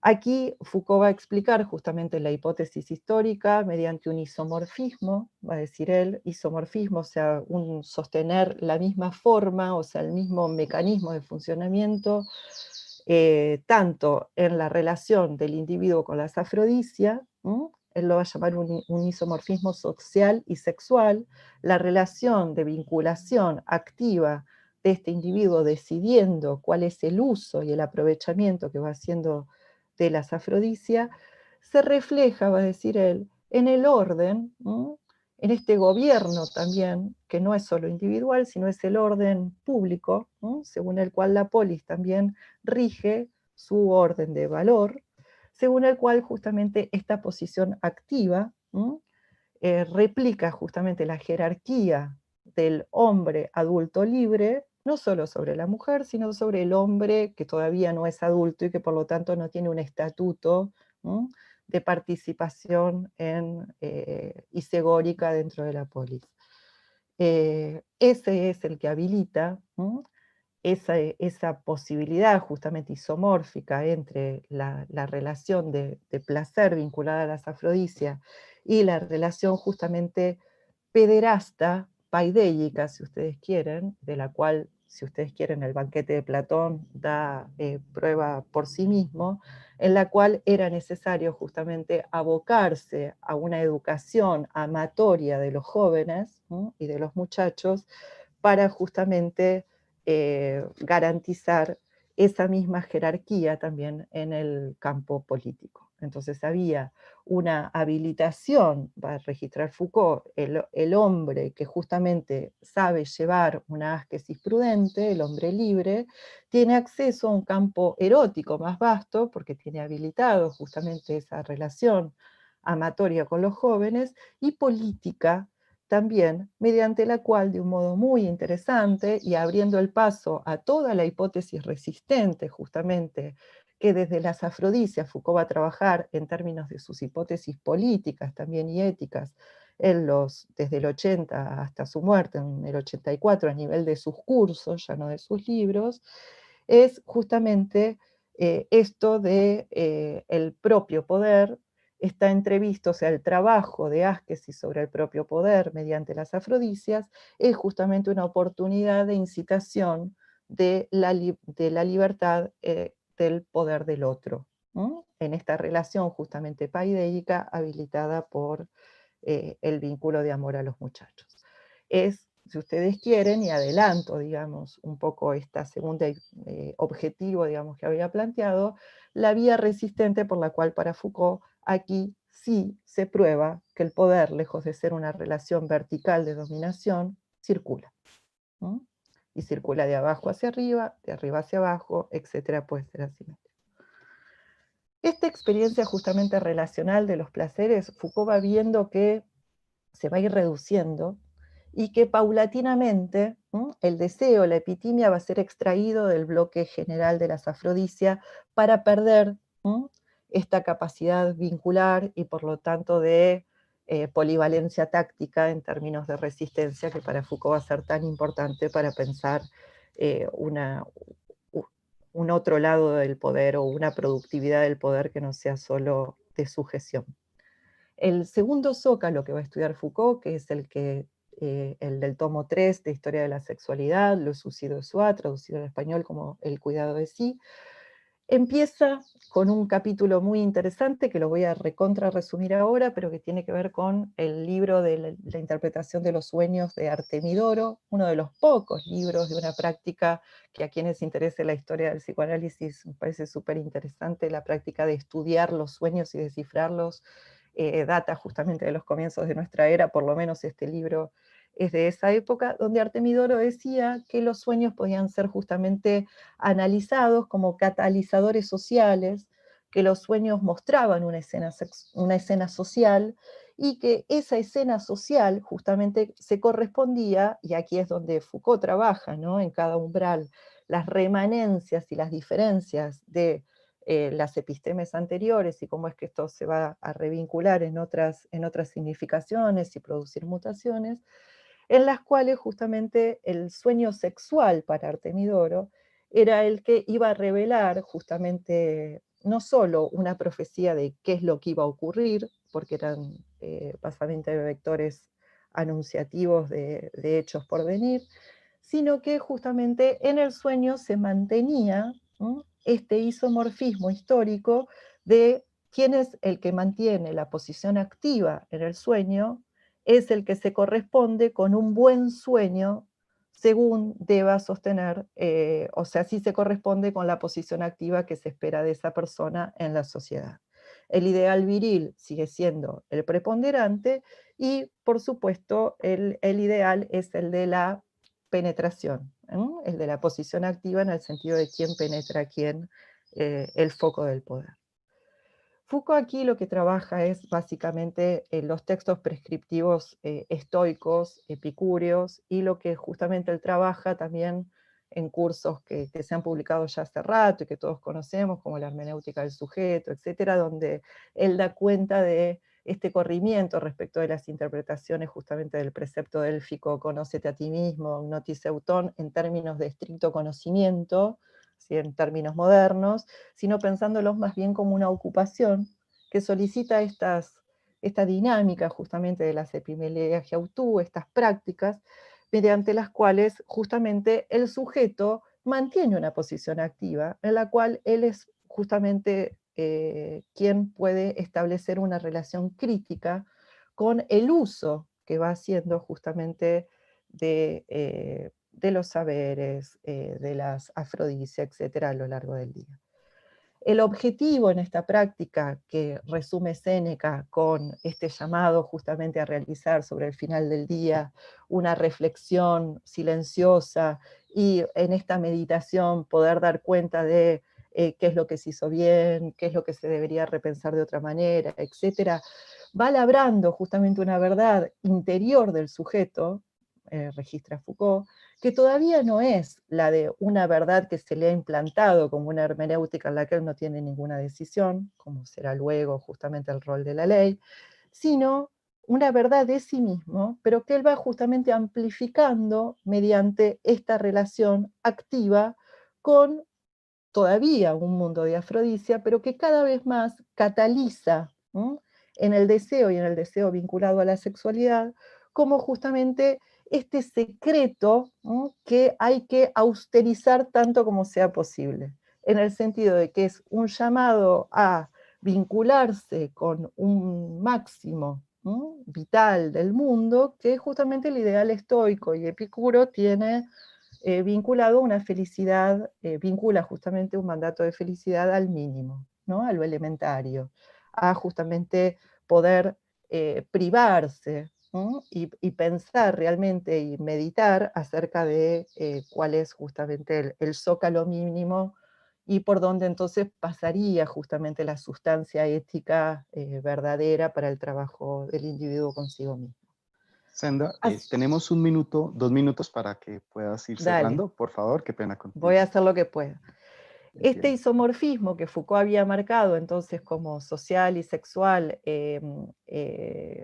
coherente, digamos, a nivel social y sexual en la antigua Grecia, aquí Foucault lo va a ver desvinculado justamente. ¿Por qué? Porque hay un ideal que también acompaña la cultura de sí, va a decir él, que es el de la vida compartida. El vínculo con la esposa va a tomar una relevancia diferente. También ella va a tener que ser objeto de asquesis y de prácticas justamente de interrogación, y entonces paulatinamente, si bien no está sancionada la homosexualidad stricto sensu, pero sí la cuestión del amor a los muchachos va a perder su privilegio, si ustedes quieren, de poder de gobierno, y el hombre, de ahora en más, va a decir Foucault, va a tener que justamente disociar una dimensión estatutaria social, que es la que lo público, digamos, ya le determina, de esto, que es la interrogación respecto de hacia dónde lo lleva su deseo, en la escena, va a decir él, irreductible de esta unidad familiar que aparece aquí. Este zócalo, que justamente lleva ya al deseo, lo vincula a una interrogación sexual stricto sensu, o que cada vez se va reduciendo, hace justamente, escinde al deseo del bloque relacional de las afrodisias, y para Foucault marca, y para Paul Bain también, digamos, históricamente, un zócalo en el cual entre los estoicos y los primeros cristianos habría justamente una continuidad que ya interiorizó al deseo y que ya lo vinculó justamente a un deseo sexual, estricto sensu, cuando antes estaba vinculado a una dinámica mayor. Para cerrar, y si quieren vuelvo en las preguntas, el cuarto tomo, primero escrito, el del Zócalo de la verbalización, el que tiene que ver con esta experiencia de la carne, va a ser justamente donde amanezca este sujeto de deseo, ¿no? No solo para Foucault, aquí es donde nace el sujeto de deseo, sino también es donde nace el sujeto jurídico, ¿no? Y de mano de qué, justamente de dos dispositivos, uno, el de la confesión, que se puede resumir en la frase de Juan Crisóstomo que decía, enuncia tu falta y destruirás tu falta, o sea, el hecho de confesar y verbalizar libra de pecado, ¿no? Y entonces hay un dispositivo por el cual es necesario justamente dar cuenta de qué es lo que sucede en una interioridad y de dar cuenta verbalmente, pero que justamente cambió completamente, déjenme 2 minutos nomás para cerrar con esto, cambió completamente el modo en el cual el sujeto se vincula con esta interioridad. ¿Por qué? Porque ya él no tiene ningún tipo de incidencia sobre ello, en el sentido de que hacia adentro de su alma tiene lugar un combate espiritual, ¿m? Que lo enfrenta a una triple exterioridad. Ya no tiene el objetivo, como entre los estoicos, de llegar a prescindir del maestro y entonces poder producir las meditaciones solo, ¿m? Y justamente dar cuenta del valor individual, justamente de la tarea ascética, sino que aquí el sujeto está llamado a desconfiar constantemente de aquello que siente, y la gran pregunta del siglo II al V, digamos, después de Cristo, que indaga Foucault en los textos de Casiano, de San Juan Crisóstomo, de San Agustín, etc., es justamente la pregunta por cuál es la primera pinchadura del deseo, va a decir Foucault, dónde es que se activa justamente esta intención, cuando es que aparece una voluntad que para mí es involuntaria, que es la del deseo. No solo está la exigencia de confesarla, sino justamente la exigencia de detectar algo de lo cual el sujeto, de ahora en más, nunca va a poder estar seguro. Y por eso tiene que jurar absoluta obediencia a esta triple exterioridad, la del maestro de conciencia, la de Dios y la del diablo, que viene a tentar justamente constantemente su alma.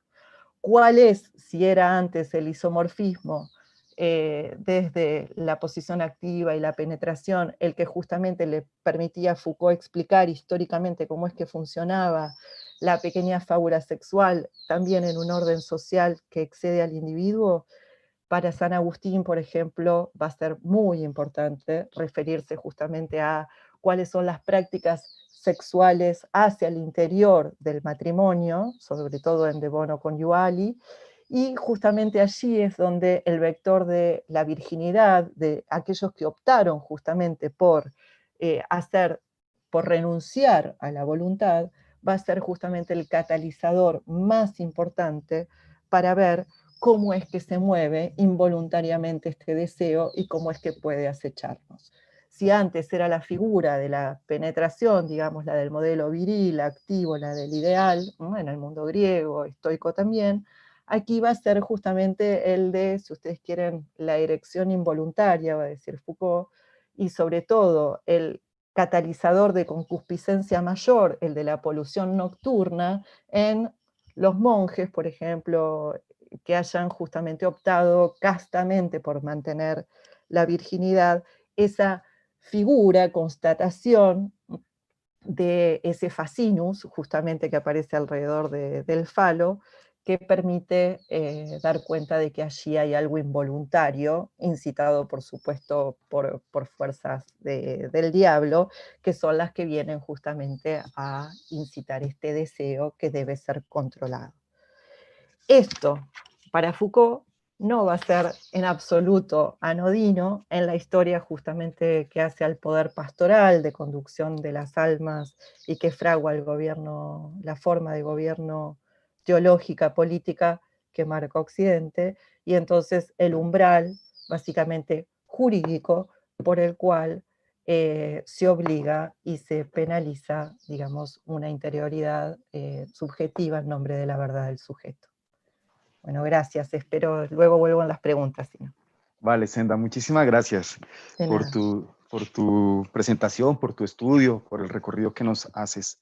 Vamos a pasar entonces, si les parece, a un breve espacio de preguntas. Tenemos algo así como 10, 12 minutos para las preguntas, porque debemos terminar antes de las 14 horas, no, antes de las, bueno, en Colombia serían las 12 horas, 14 horas de Argentina. Bueno, si les parece, entonces pasamos a las preguntas. Vamos a hacer bloques de 3 preguntas. Como les he comentado, la idea es que ustedes vayan poniendo claramente en el chat, quienes están inscritos en el seminario, quienes hicieron su prescripción al seminario, vayan escribiendo su nombre, país e institución en el chat para yo poder seguir en ese orden la asignación de la palabra. Cuando les asigne la palabra, quienes están inscritos al seminario pueden habilitar su cámara y plantear directamente su pregunta. Les pedimos, por favor, que sean muy, muy puntuales, 1 minuto, máximo 2 minutos, en lo posible 1, para poder tener mayores intervenciones, ¿vale? Igualmente, invitamos a quienes nos acompañan por el Facebook Live, también pueden plantear sus preguntas a través del chat, nosotros las recogeremos y en el segundo o tercer turno, en la medida de lo posible, plantearemos las preguntas a nuestros conferencistas. Vale, sin más, para aprovechar el tiempo de la conversación, les invito entonces a que nos hagan llegar sus preguntas, aquí por el chat, sus nombres, su institución, para asignarles la palabra.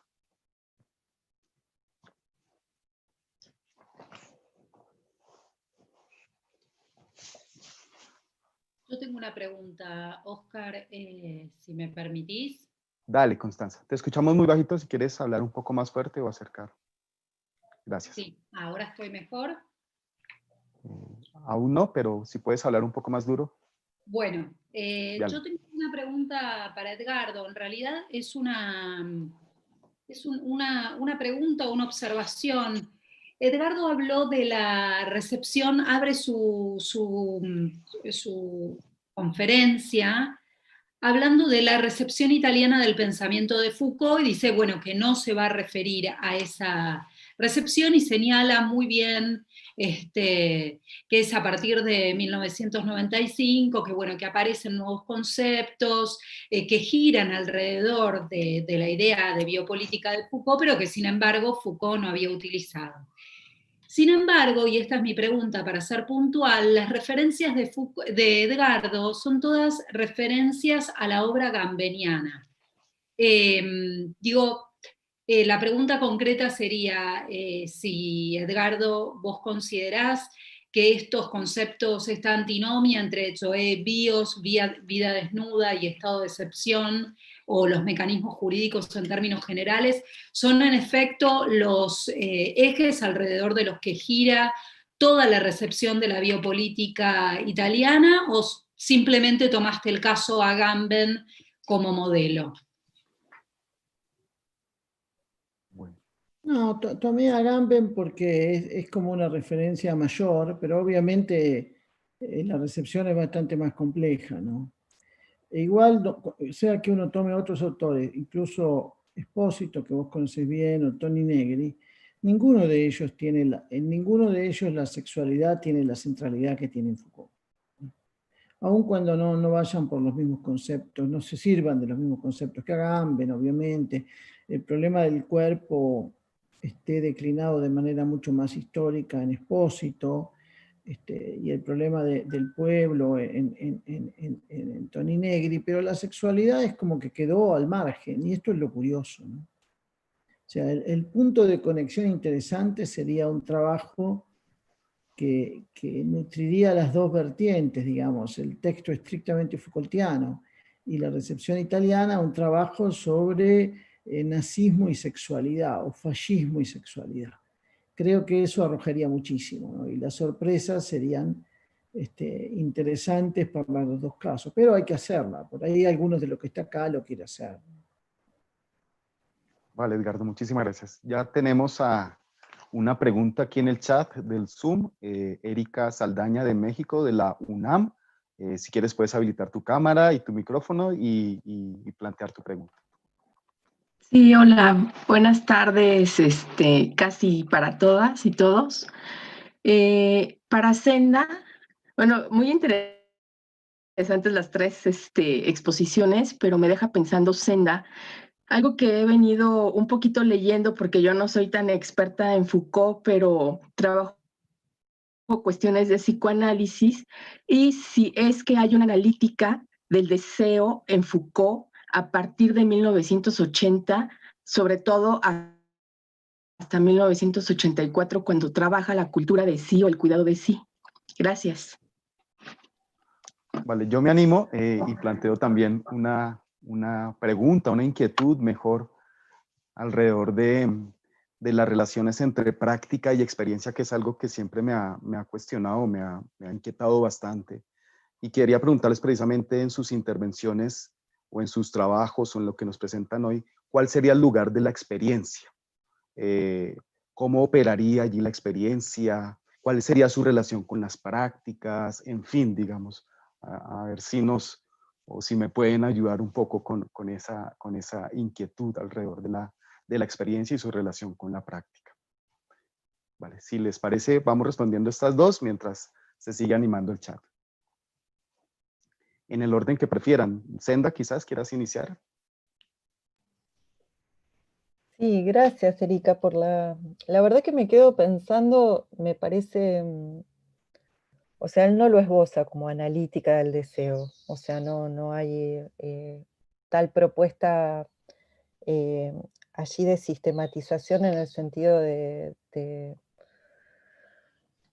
a ver, como de elaborar una especie de esquema o de aparato, ¿no? Pero sí, me dejas pensando, porque sí en esta vía genealógica, digamos, en este atravesamiento histórico de las distintas experiencias en las cuales el deseo justamente se articula, sí el hecho de nombrarlo como un trascendental histórico, en el sentido de como una especie de pieza que se mantiene constante, por lo menos como una nominación, digamos, de algo que tiene que ver con una verdad subjetiva del sujeto y que se va dando en distintos focos, ¿no? de prácticas, y cómo él mantiene, digamos, la constante. Me parece que hay algunos elementos que abonarían a lo que podría ser una analítica del deseo, que es esto justamente de pensar, bueno, nada, en cuál es el modo en el cual se vincula a la analítica del poder, o sea, si es que justamente cuál es la posibilidad, digamos, de corrimiento jurídico, digamos, que trae como figura previo a la consumación agustiniana justamente del sujeto de deseo como sujeto occidental, y esa captación jurídica para Foucault, porque va a terminar de juridizar el comportamiento, digamos, de la pareja matrimonial, además del gobierno de las almas, digamos, según el aparato universalizador que trae la religión cristiana. Creo que hay herramientas interesantes, digamos. Después, cómo Foucault justamente también va analizando históricamente cómo es que eso va desplazando isomorfismos, en el sentido de categorías, digamos, con las cuales él analiza no solo el deseo en tanto que lógica, digamos, y cuál sería, digamos, su raigambre, sino cuáles son sus efectos, ¿no? Entonces creo que ahí también aparece un elemento interesante. Y luego, cómo es que justamente se vincula al individuo, sea desde una posición activa en la dinámica de las afrodisias, sea desde un lugar absolutamente pasivo, según él entiende, digamos, el diagnóstico de su presente, digamos, y la vía de la ciencia sexual y moderna. Sale decir como que hay varias herramientas a fines de probablemente construir una analítica. Pero estricto sensu, la analítica del deseo sería la analítica de la sexualidad, si pensamos que analítica pueda ser justamente un método que Foucault vincule estrictamente a la modernidad, que sería también otra manera de responder tu pregunta. No sé si se entiende. Si el deseo es el secreto, digamos, justamente de la matriz esta del dispositivo de la sexualidad, que justamente impone una necesidad de saber del sexo, y si justamente el gesto analítico Foucaultiano está vinculado a su manera de estudiar el cómo del poder funcionando en la modernidad, creo que allí, digamos, el deseo forma parte de esa economía. Y por eso justamente necesito aislarlo para poder estudiar, o sea, extraerlo, no aislarlo. ¿Se entiende? Pues por ahí estoy poco claro. Sí, gracias. Gracias. De nada. Sí. Vale, no sé si Edgardo o Marcela quieran brevemente comentar algo.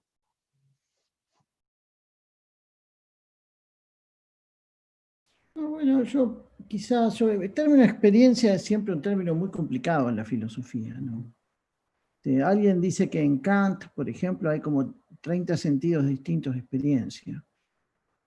No, Foucault a veces es un concepto fetiche de la fenomenología. Foucault, cuando se pelea con la fenomenología, lo deja usar, después lo retoma. Experiencia, práctica. O sea, la experiencia tiene una dificultad argumentativa siempre, que puede ser un término muy autoritario en su uso. Porque yo dice, yo tengo esta experiencia, bueno, otro tiene otra experiencia, entonces, ¿qué? No. A toda experiencia se opone una experiencia, ¿no? Suponiendo que la experiencia aisladamente exista, ¿no? Es problemático el término experiencia. Pero yo diría esto, uno en Foucault encuentra un concepto que a veces se llama experiencia, a veces se llama práctica, a veces se llama pensamiento, que remite en su núcleo conceptual a una idea que es esta. Hay un determinado modo de hacer algo de manera regular. Y además recurrente en el tiempo y en el espacio, ¿no?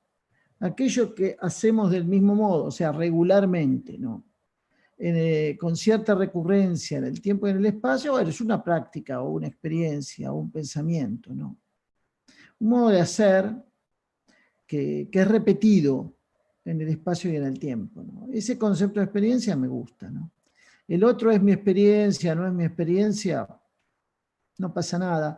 Una sociedad no se puede fundar en una experiencia personal, ni siquiera la ciencia hace eso, porque distingue claramente entre una experiencia y un experimento, por ejemplo, ¿no?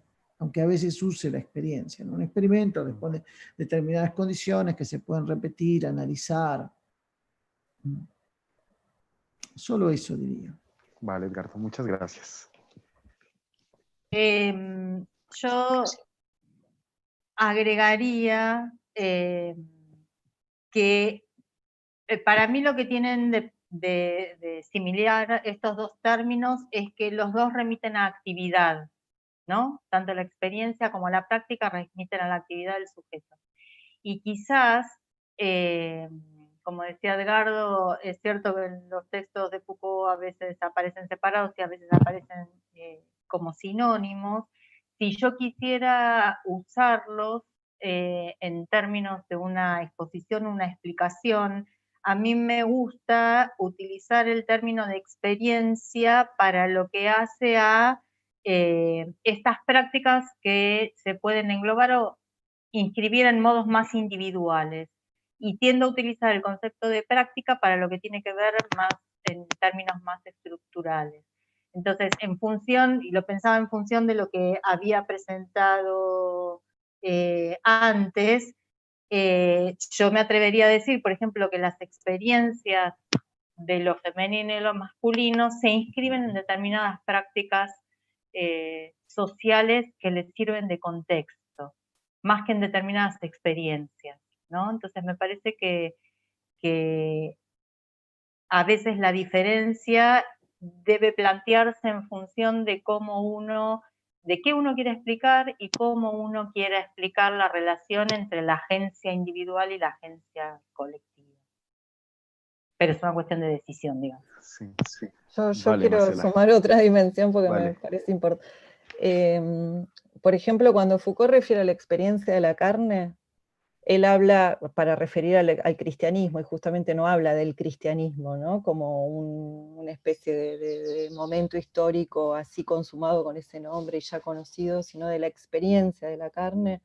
Lo que habla justamente es a este vector, digamos, de una especie de, como está bien, dice Marcela, de praxis común, pero que justamente lo que hace es habilitar modos de subjetivación posibles, va a decir.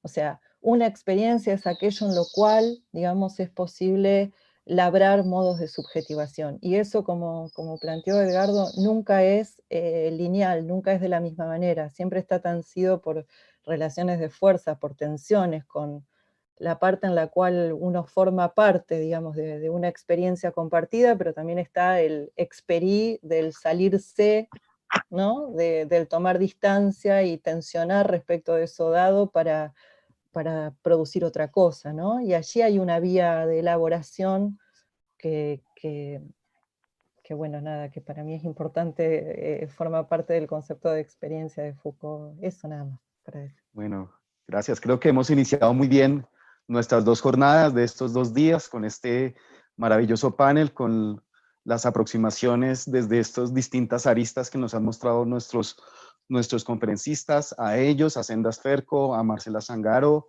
a Edgardo Castro, agradecerles por su tiempo, por aceptar nuestra invitación, por supuesto a quienes nos acompañan, por nutrir estos espacios y consolidar o solidificar estas discusiones. Ahora tendremos que ir cerrando, quizás quedan muchas inquietudes aún, pero podremos seguirlas planteando en los siguientes paneles. Vamos a parar por ahora y los invito a las 15 horas de Argentina, de Brasil y Chile, a las 13 horas de Colombia, a las 12 de México, a volvernos a encontrar, a volvernos a conectar para la actividad, digamos, inaugural del evento, que estará a cargo del doctor Mauricio Mancilla, decano de la Facultad de Filosofía y Humanidades de la Universidad Austral de Chile, por el doctor Alberto Constante de la UNAM y también miembro de la red, y en compañía también de Constanza Serratore, también miembro de la red. Entonces, invitarlos, nos vemos entonces en un rato y muchas gracias. Hasta pronto. Solamente una aclaración, es que los links siguen siendo los mismos para todas las conexiones en las 2 jornadas, tanto el de YouTube, que esperemos se restablezca, como este de Zoom, siempre son los mismos links. Simplemente esa aclaración. Vale. Y igualmente, ya que pusimos la cuña, ha venido circulando un formulario para la asistencia, para que por favor no olviden irlo diligenciando quienes se han preinscrito al seminario para poder lograr la certificación. Entonces, nos vemos en una hora, esperemos que YouTube pueda solucionar sus percances y poder transmitir también por allí. Entonces, buena tarde y ya nos vemos en un rato. Un abrazo. Hasta luego, gracias.